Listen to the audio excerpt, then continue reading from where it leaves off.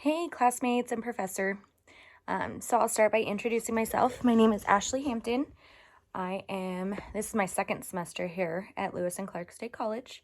I was a transfer student last year from Riverside Community College, but I took a break in between.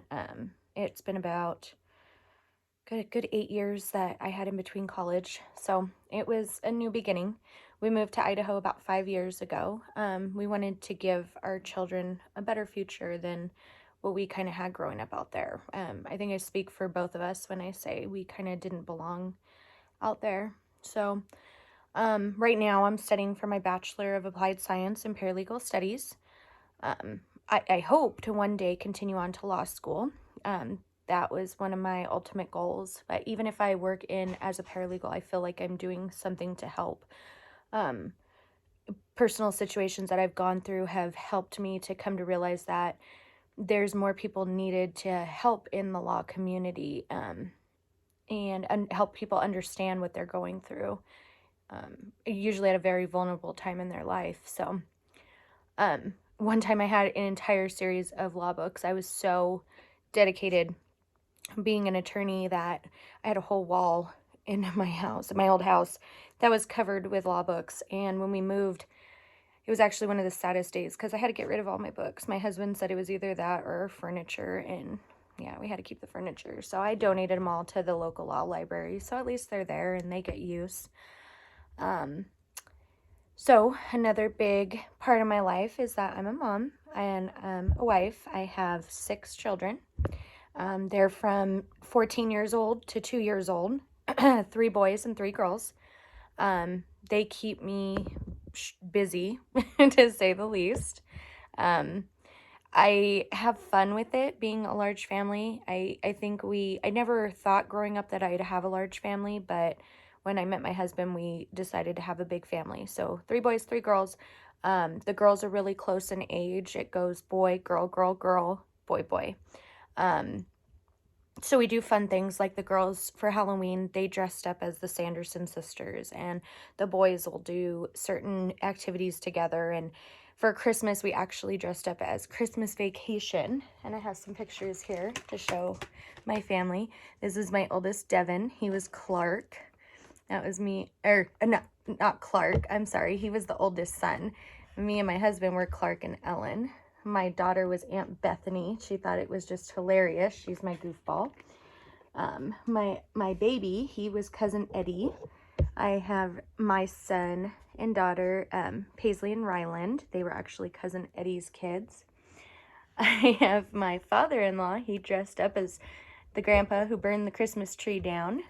My daughter Deanna dressed up as Audrey.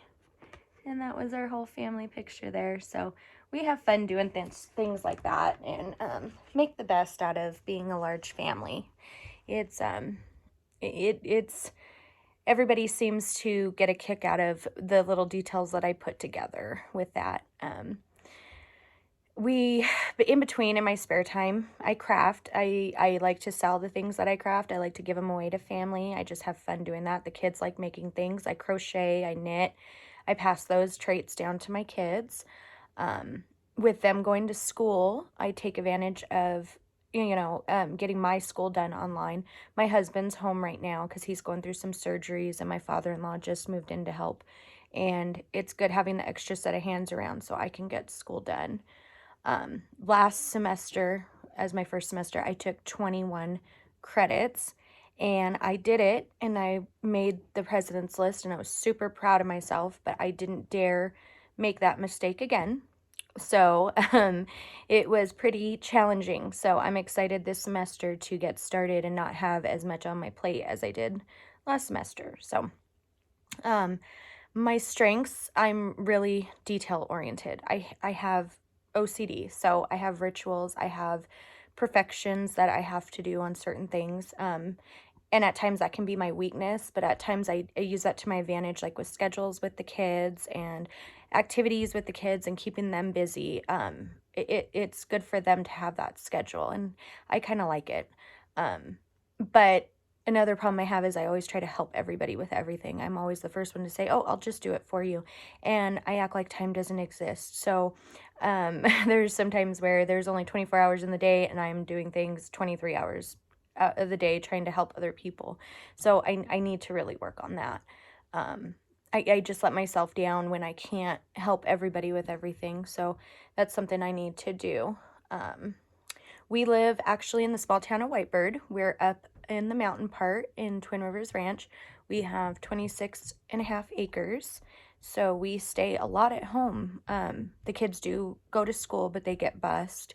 And we did the homeschooling with the COVID situation for a while, and that was really tough, but we made it through it together. I think it brought everybody closer together with what they saw was going on. You wouldn't think in a small town you'd be that affected by COVID, but it can be when you're going through something like that. So they were sad not seeing friends. A lot of things have changed since then. A lot of their friends didn't come back to school. So they're adapting and changing too, just as we are with online school and trying to go there. I do have a little puppy. Her name is Luna. She's 1 now. She's just been sitting here the whole time. Say hi, Luna. She is my best friend. Well, she's always been. We just lost our first family dog. He was 13. He was an English bulldog. This is him when he was a baby. And we're really trying to heal our hearts from that. So she's been a big help while we go through that. And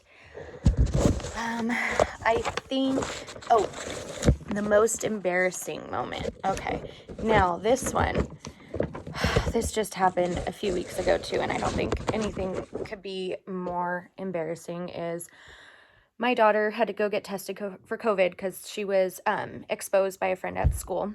So we take her, and it's scary. It really is. They're going to tell you they're going to stick something up to your brain, but she's my older one. So I thought, okay, everything will be okay. You know, she'll do it just fine. And I literally had to pin her down. Nurses came screaming, yelling, coming down, thinking somebody's leg was chopped off because my daughter was screaming so loud, and it was really embarrassing. And after it was said and done, she stood up and said, "Oh, it wasn't that bad, Mom. I don't want to walk out there though because I'm really embarrassed. Like everybody's going to see me." So yeah, we both had to make the walk of shame out of there. It was really embarrassing. People looking at me like, "What the heck is wrong with your child?" So, yeah. But I guess other than that, I have with my OCD, I get certain obsessions. Like right now, it's blankets. 1 week it'll be makeup. 1 week it'll be jackets. It just varies. It's really weird what I go through. I go through obsessions of that's my thing, and I have to have that around me at all times. So right now it's blankets, and that's fine. At least it keeps me warm. We listen to all kinds of music here.